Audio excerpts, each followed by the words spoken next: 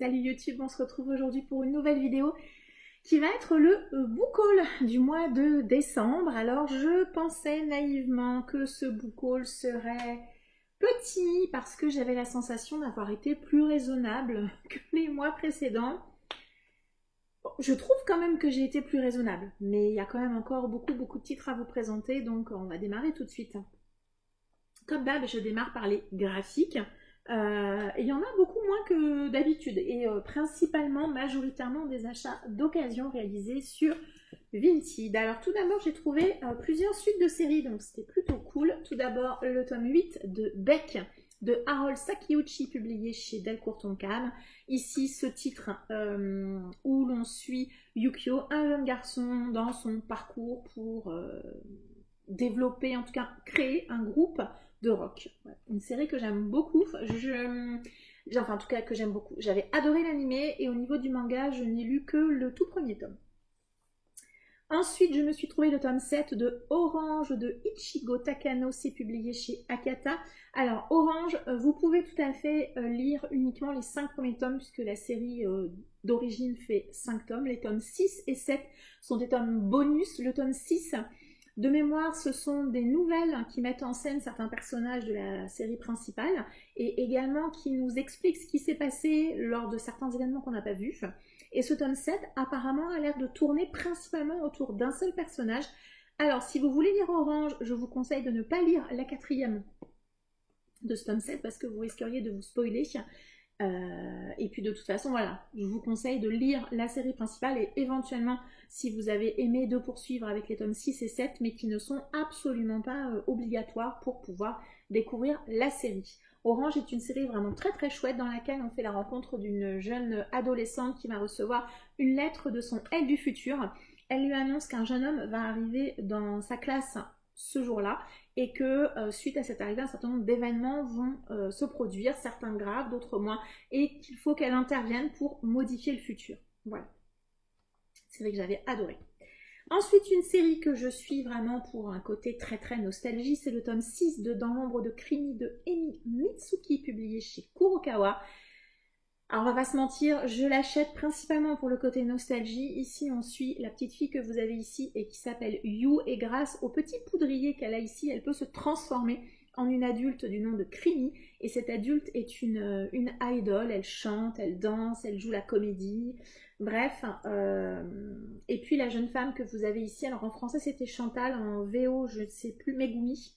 En VO c'est Megumi et elle veut tout faire pour... rester la vedette, voilà, quelque chose que Krimi lui a volé. J'adore ce manga parce que on est vraiment clairement sur le jeu de la nostalgie et puis on retrouve vraiment les designs du dessin animé que moi j'ai vu dans les années 80-90, donc 100% nostalgie, vraiment. Le tome 2 de Meurtre dans le Décagone de Yukito Ayatsuji et Hiro Kiyohara, c'est publié chez Pika. C'est un thriller qui sera complet en 5 tomes. Ici, on va suivre un groupe de jeunes. Ils sont en vacances et ils découvrent... il va y avoir un meurtre, voilà, sur l'île sur laquelle ils sont en vacances et ils vont devoir résoudre l'enquête. C'est le côté thriller qui m'avait plu. J'aimais bien le design des couvertures. Le dessin a l'air classique, je trouve, mais plutôt cool. Donc voilà, une série qui m'intéresse. Ensuite, sur Vinted, toujours, je me suis trouvé une intégrale, puisque je me suis trouvé l'intégrale de Hellbound de Yen Sang-ho et Choi Kyu-sok. On est donc sur un manhwa, je crois. C'est publié par K-Books. C'est le manhwa qui est à l'origine de la série télé que vous avez peut-être vue sur Netflix. Moi, je ne l'ai pas vue, bien évidemment, mais mon mari l'a vue. Et du peu que moi j'ai entreaperçu de cette série, ça m'avait l'air plutôt pas mal, puisque si j'ai bien compris, on est dans une histoire fantastique où des êtres humains apprennent qu'ils vont mourir à une date précise, et quand cette date et cette heure précise arrivent, il y a des monstres qui apparaissent et qui les tuent d'une manière assez violente, quand même. Et puis il y a également une histoire de religion, puisque un espèce de groupuscule va considérer que c'est une punition divine qui punit ces êtres humains pour je ne sais quelle raison. Beaucoup de mystères qui tournaient autour de cette histoire, qui m'intéresse plutôt pas mal. Et voilà, du coup j'ai trouvé la duologie. Il y a un coffret qui est sorti, je crois, là, pour les fêtes de fin d'année, que j'avais mis en wishlist, mais du coup, entre-temps, je me suis trouvé celui-ci. Et pour terminer mes achats Vinted graphiques, je me suis trouvé Samurai non Grata de Toshihiko Yagi et Jiro Taniguchi. C'est publié par Pika dans leur collection graphique. Ici, on va suivre ces 3 personnages qui vont être amenés à travailler ensemble, si j'ai bien compris. Donc, on a un entrepreneur, on a un militaire et une mannequin. Donc, ces 3 personnages... On est au moment de la guerre froide, 3 destins qui se croisent et s'associent pour faire affaire à l'abri des regards partout dans le monde. Donc est-ce que ce trio atypique va devoir va essayer d'escroquer les gens, je ne sais pas trop. Je l'ai pris principalement parce que c'est Taniguchi. Alors quand bien même un assassin à New York dans la même collection que j'ai lu cette année, j'avais trouvé sympathique mais pas inoubliable. Donc du coup j'avoue que j'avais pas forcément très envie de l'acheter neuf, puisque neuf il est à 22 €. Je me suis dit je vais bien le trouver en occasion et effectivement je l'ai trouvé peu de temps finalement après sa sortie et je suis plutôt contente. Donc je vous dis que c'était fini pour mes achats graphiques, mais pas pour ce que j'ai à vous présenter puisque j'ai eu des cadeaux de Noël graphiques. Voilà, je suis très très contente de ça. Donc j'ai d'abord eu Laurent Lado Vintage qui m'a offert Scurry, le tome 2, La forêt immergée de Max Smith, c'est publié chez Delcourt.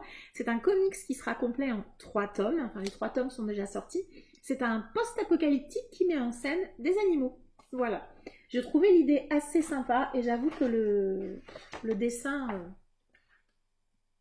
me fait complètement craquer. J'attendais d'avoir les 3 tomes de toute façon pour pouvoir lire cette série, mais je suis vraiment très très contente que Laurent me l'ait offerte. Enfin, m'a offert le tome 2, il me reste le tome 3. Et ensuite, on va terminer par ce que m'a offert mon mari pour Noël, parce qu'il m'a offert 3 intégrales de manga qui étaient dans ma wishlist. Il m'a notamment offert l'intégrale de la série, donc c'est les 8 tomes, de la série Kennen comme chien et singe, c'est publié chez Doki Doki. Ici, on va suivre, alors, un village veut sacrifier une jeune femme à un démon qui est ici. Ils vont donc appeler un chasseur de démons qui s'appelle Hayate, qui est ce chien blanc, sauf que le démon et le chasseur de démons vont, a priori, plutôt sympathiser, et on va les suivre pendant ces 8 tomes sur cette relation assez atypique qui va se créer. Alors, honnêtement, c'est une série qui m'intéressait pas tout au début quand elle est sortie. Mais j'ai vu tellement de gens dire que cette série était douce, était bienveillante, que moi ça m'a intéressée et c'est comme ça qu'elle est atterrie dans ma wishlist. Et que mon mari me l'a offerte.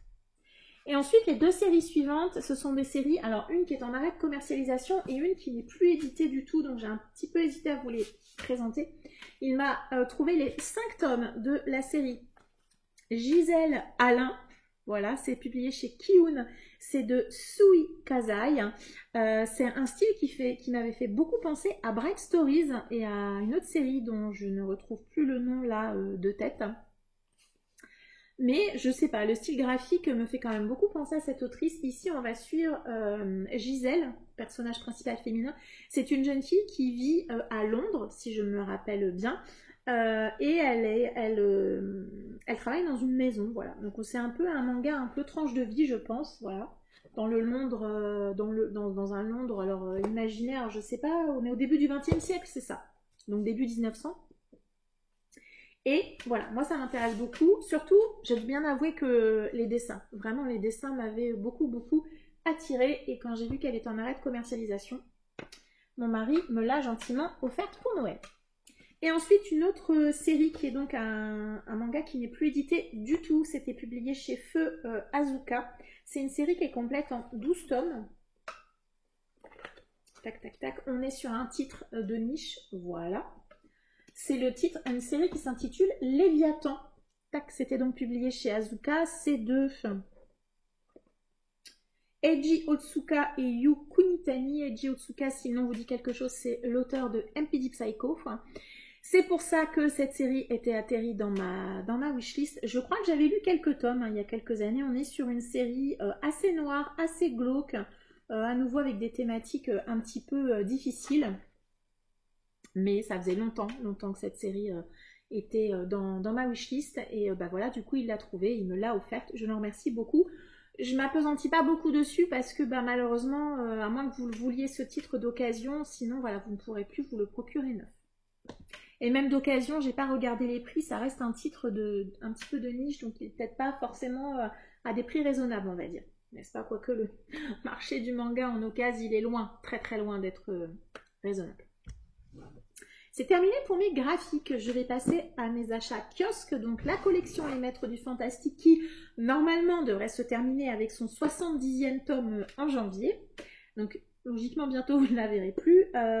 Des titres que je vais vous présenter, je n'en ai lu aucun. Voilà, donc j'ai l'Italien de Anne Radcliffe. Donc là, on a l'air d'être sur du gothique, si j'ai bien suivi, mais je ne connais pas du tout. Ensuite, Avatar et autres nouvelles de Théophile Gautier. Théophile Gautier, j'avais juste essayé de lire Le Capitaine Fracasse, qui n'avait pas du tout marché avec moi, et le roman de la momie, je crois, que j'avais bien aimé, il me semble. Donc, pourquoi pas. Les Mille et un fantômes d'Alexandre Dumas, et à l'intérieur, il y a également Le Meneur de loups. Alors, Dumas, je l'ai déjà lu à plusieurs reprises. Je connais le style d'écriture. Un Yankee à la cour du roi Arthur de Mark Twain. Mark Twain, j'ai lu Tom Sawyer il y a vraiment longtemps, mais j'avais bien aimé. Enfin, j'avais bien aimé, non, ça avait été une excellente lecture dans mon souvenir. Et alors celui-ci, je le connais pas du tout, c'est La Fée aux miettes de Charles Naudier. Inconnu, complètement inconnu. Et en plus, c'est un roman. C'est pas un recueil de nouvelles, celui-ci, donc complètement inconnu ces titres. Comme je disais, la collection kiosque va bientôt s'arrêter, normalement. Je pensais que c'était à 60, a priori on est parti jusqu'à 70, on devrait s'arrêter à 70. Et j'ai regardé parce que là, il y a pas mal de collections kiosques qui se sont relancées, donc je me suis dit pourquoi pas continuer. Et notamment une collection qui m'intéresse parce que c'est une autrice que j'ai lue il y a quelques années, même si j'en ai pas lu beaucoup par rapport à la quantité d'œuvres qu'elle a écrites, mais ça m'intéresse bien d'avoir des beaux objets autour de ses œuvres. Donc c'est Agatha Christie avec Le Crime de l'Orient Express. C'est une collection kiosque qui va paraître éditée par Hachette. Donc les objets livres sont vraiment plutôt jolis. Voilà, j'avoue que j'ai envie d'avoir pour cette autrice quelque chose d'assez esthétique. J'espère que les dorures tiendront avec le temps. Mon seul regret, c'est qu'on n'a pas d'illustration à l'intérieur. C'est vraiment un texte assez simple. Mais bon, voilà. On va pas chipoter. La traduction, ça a l'air d'être celle qu'on voit tourner depuis plusieurs années. Donc voilà, il n'y a pas l'air d'avoir de soucis par rapport à ça. Et ben voilà, je me suis trouvé le tome 1. J'espère continuer au fur et à mesure. Je dis ça parce que c'est une collection que j'ai pas vue partout. C'est-à-dire que Les Maîtres du Fantastique, je l'ai vu dans plusieurs de mes bureaux de tabac qui vendent de la presse. Hein. Mais celui-ci, je ne l'ai pas vu beaucoup. Donc j'espère que je pourrai le trouver tout aussi facilement que l'autre. C'est donc terminé pour le kiosque. Ensuite, je vais vous présenter deux services presse que j'ai reçus en décembre. Donc tout d'abord, un service presse envoyé par Albin Michel Imaginaire, c'est Morgane Pendragon de Jean-Laurent Del Socorro. Jean-Laurent Del Socorro, j'ai déjà lu plusieurs de ses titres, notamment Boudica, qui était aussi une femme dans un univers historique très présent. Donc j'espère que ça va marcher de la même manière parce que j'ai vraiment beaucoup aimé Boudica, c'était une excellente lecture. C'est peut-être celui que j'ai préféré de l'auteur, vraiment. Donc j'espère que ça fera pareil pour moi en tout cas avec ce titre. Morgane Pendragon, on est donc sur la légende arthurienne, forcément. Et un autre service presse, c'est Orcast de Marge Nantel aux éditions Noir d'Absinthe. La maison d'édition avait fait un appel novembre ou décembre, je ne sais plus, en indiquant qu'elle avait des services presse qui leur restaient sur cette année. Donc sur la liste de ce qu'ils ont proposé, moi j'avais candidaté pour celui-ci, Orcast, et a priori, je ne sais pas s'ils ont envoyé à tout le monde ou si j'étais retenue. Bref, en tout cas, ils m'ont demandé mes coordonnées et m'ont envoyé celui-ci. Je suis ravie. C'est un titre que j'avais vu principalement sur le Plib. Je l'avais vu dans pas mal de sélections en fait des différents membres du jury. Donc ça m'a intriguée, ça tombe bien. C'est de la fantaisie, c'est juste une petite briquette. J'espère que ça ne me ralentira pas trop pour le sortir. Ensuite, je me suis procuré, alors ça c'est le recueil maudit, c'est un recueil de nouvelles avec 53 autrices et auteurs. Alors, de langue francophone, il y a des Canadiens mais pas que, hein. Il y a notamment Patrick Sénécal, pour le plus connu je pense, Alex Sol, il me semble avoir vu un ou deux noms que je connaissais. Anthony Lamacchia, voilà, donc des auteurs que je connais. Donc il y a des francophones, voilà, mais pas que des Canadiens. Je dis ça parce que c'est un ouvrage, une compilation qui est réalisée à l'initiative de Canadiens. Donc l'intégralité des bénéfices sont reversés à l'association SOS Violence Conjugale. C'est un recueil qui a pour particularité d'être édité pendant 1 mois et après vous ne pouvez plus l'acheter. Donc moi j'avais celui l'année dernière. J'ai celui-ci, alors mon seul regret c'est que l'année dernière je l'avais pris en hardback et cette année je n'avais pas vu que le hardback était disponible que pendant une durée encore plus courte. Donc c'est pas grave, je me le suis pris en brochet, la version brochée est très jolie également, enfin, si on aime ce style de couverture, bien évidemment. Et je suis vraiment ravie déjà de participer à une œuvre de charité, on va dire. Hein. Et puis voilà, je suis très contente de me procurer ce numéro 2 du recueil maudit. Et l'auteur a déjà annoncé qu'il y aura un numéro 3. Donc voilà, soyez au taquet pour novembre 2023. Ensuite, je vais vous présenter mes contreparties Ulule. J'en ai reçu 2 en décembre. Donc tout d'abord, une très très jolie contrepartie de Twinkle, édition 25 Faubourg des Étoiles de Laetitia Arnoux. Les objets livres sont toujours aussi esthétiques. Ici, c'est clairement une histoire de Noël. Alors, est-ce que c'est une romance ? Je ne sais pas. C'est possible que ça soit une romance ou une saga familiale. Je ne sais pas. Mais moi, juste, je suis fan de ce que la maison d'édition propose. L'objet livre, il est vraiment superbe. Voilà, des jolies illustrations comme ça. C'est vraiment un très très très bel objet. Et voilà, je suis très contente qu'il ait intégré ma bibliothèque. Et ensuite, j'ai également reçu une autre contrepartie Ulule, puisque j'avais participé à La conquête des nébuleuses de Amandine Peters. C'est publié chez Explora. Et j'en ai profité pour me prendre l'intégrale des nébuleuses. Mon seul regret, c'est ça. Voilà. Mon seul regret, c'est que j'ai l'intégrale qui est plus petite que le roman, que le préquel. Et c'est pas très grave, hein, clairement, on est bien d'accord, parce que cette intégrale reste quand même budgétairement très intéressante. Et puis, il y a quand même quelques petits efforts d'illustration sur l'intégrale. Voilà, le livre, il est assez agréable à manipuler. J'espère que je ne casserai pas le dos, ça n'a pas l'air comme ça. Mais en tout cas, moi, je suis ravie d'avoir ce titre, dont j'ai entendu tellement de bien, principalement chez Céline Lecture et Armance Around the Corner, mais pas que. Voilà. C'est quasiment que des avis positifs sur celui-ci. Vraiment, donc il y a la pression, c'est du space opéra, si je ne me trompe pas. Et voilà, j'espère pouvoir le sortir prochainement. On va pas s'avancer à plus que ça. Et ensuite, j'ai participé novembre-décembre dans ces eaux-là. Hein. Il y a 2 maisons d'édition qui ont fait des offres qui m'ont paru, moi, intéressantes. Je me suis d'abord procuré chez Inceptio Édition l'intégrale de Greca, puisqu'ils avaient fait une offre de acheter un offert, je crois. Donc forcément, ça faisait l'intégrale 2 tomes, enfin 3 tomes pour le prix de 2, c'était quand même très intéressant. Donc Greca de Lizia Maro, autrice et illustratrice des couvertures. Promis, je lis du Inceptio cette année. Je lis du Inceptio, promis, je vais en lire. Je veux absolument en lire. Ici, on est sur de la science-fiction. Près de 1000 années terriennes se sont écoulées depuis que l'homme a posé les pieds sur cette nouvelle planète. 1000 années, c'est suffisant pour oublier l'histoire et répéter les erreurs du passé. Et il y a une autre maison d'édition, promis, j'en lis cette année aussi, promis. Une maison d'édition que vous voyez régulièrement chez moi quand même, qui fait des très très beaux objets livres également. Chez Plume Blanche, il y avait pendant le Black Friday un certain nombre de leurs titres qui étaient en promotion. Et donc j'en ai profité pour me prendre Passer la nuit. Imaginez-vous un monde où l'ennemi ne meurt jamais, tout ce qui importe alors, Passer la nuit de Bastienne. Je ne sais pas ce que vaut ce titre, un titre qui m'intrigue. Il n'est pas écrit aussi petit que les autres. Chez Plume Blanche, souvent c'est écrit petit, et celui-là, non. Et on a, voilà, comme d'habitude avec Plume Blanche, un très joli travail. Et j'ai même eu le marque-page, voilà, donc je suis très contente. Et un autre titre qui était dans ma wishlist depuis super longtemps, c'est une intégrale Black Diamond de Sandra Trinam, parce qu'elle est la dernière héritière. Donc là, on est sur de la fantaisie, je pense. Hein, voilà, à nouveau, j'avais le marque-page avec. Hein.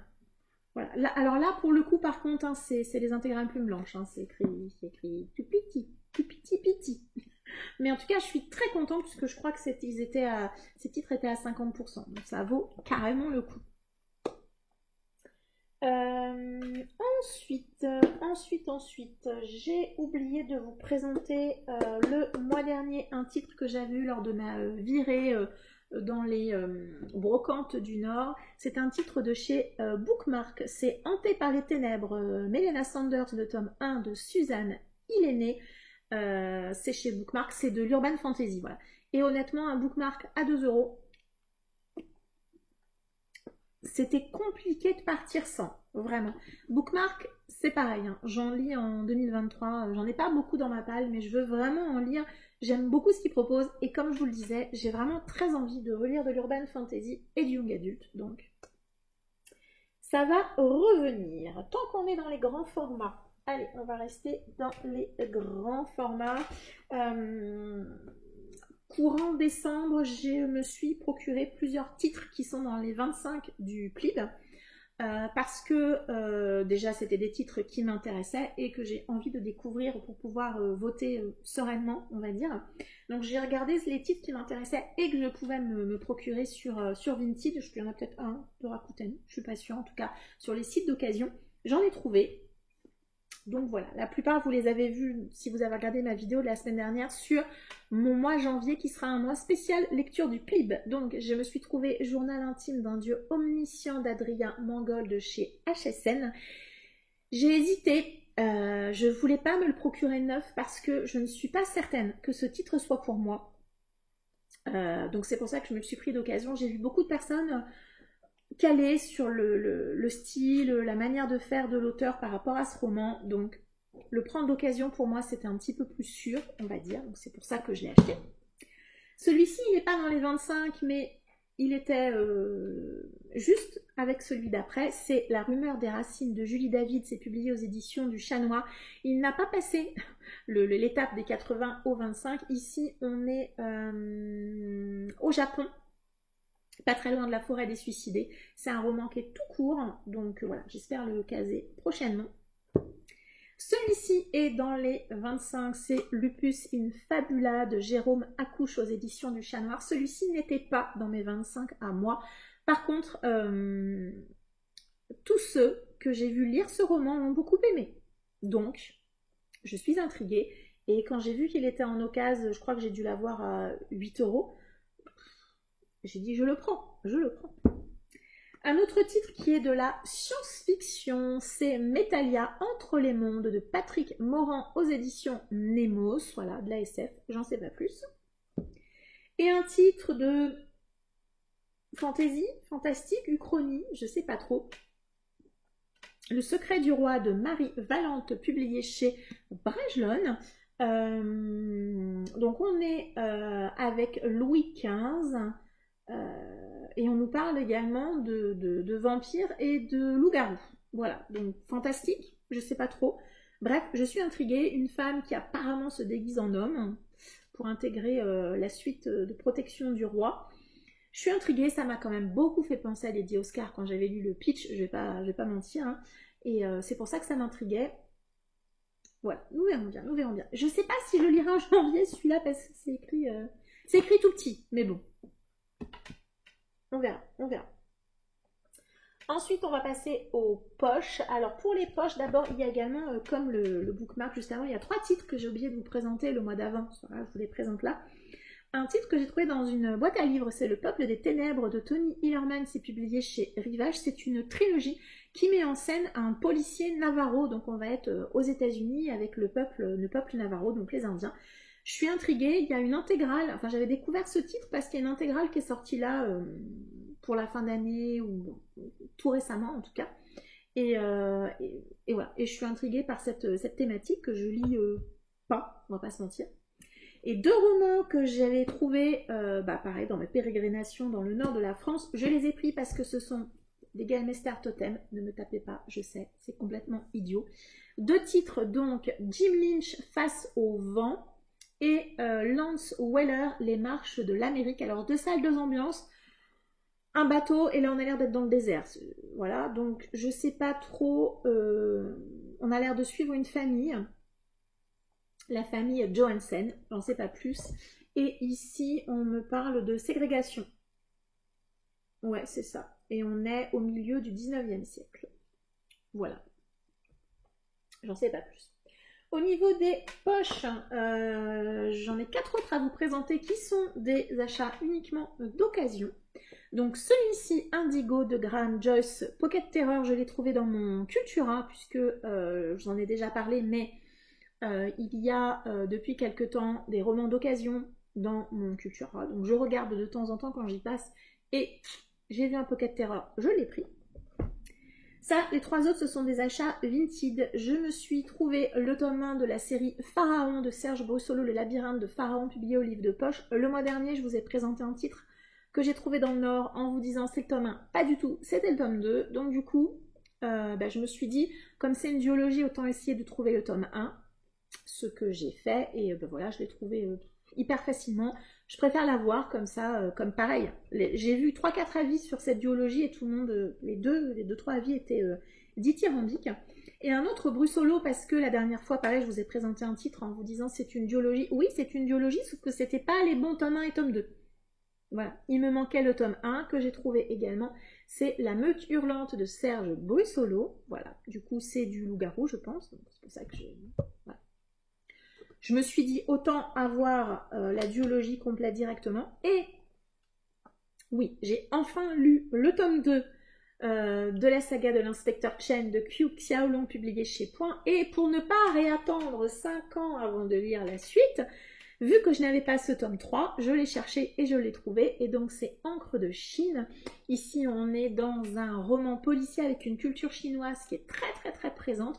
Moi j'ai bien aimé ça dans le tome 2, donc je vais poursuivre. Et comme je n'ai jamais trouvé ce tome 3 d'occasion, voilà, je me suis dit tant pis, je le prends sur Vinted et puis au moins je pourrais continuer. J'ai failli oublier un poche, mais pas des moindres. C'est un cadeau que j'ai reçu pour Noël de la part de Dorian, Monsieur Cabric. Encore grand merci à toi. C'est Les Voisins de Fiona Cummins, publié au livre de poche. Tout le monde a ses petits secrets, les Lockwood, comme leurs voisins. Voilà. Quel pitch intriguant. Pareil, Les Voisins, j'ai vu beaucoup d'avis positifs. Fiona Cummins, il faut vraiment que je la découvre. C'est une autrice qui m'intrigue et... à chaque fois que je vois des avis autour de romans qu'elle a écrits, ça a l'air d'être quand même extrêmement positif. Donc, je suis intriguée. Merci à Dorian d'avoir choisi ce titre. Voilà. Merci beaucoup à toi. Et on va terminer par les achats moutons du mois. Vous voyez ce que je veux dire? Les fameux achats qu'on voit partout.